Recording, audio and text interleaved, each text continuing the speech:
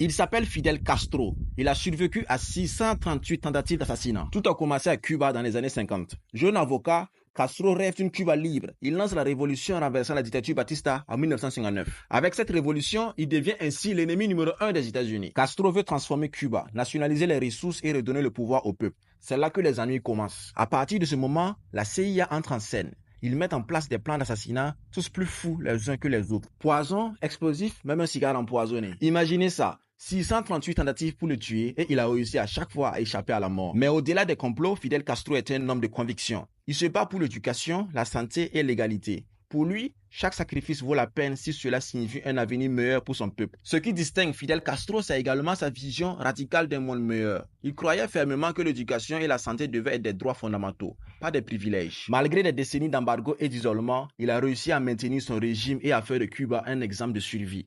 Sa capacité à surmonter les obstacles a fait de lui une figure emblématique de la lutte contre l'oppression, inspirant des générations de révolutionnaires. Fidel Castro a laissé une empreinte indélébile dans l'histoire de Cuba. Dites-moi ce que vous en pensez dans les commentaires.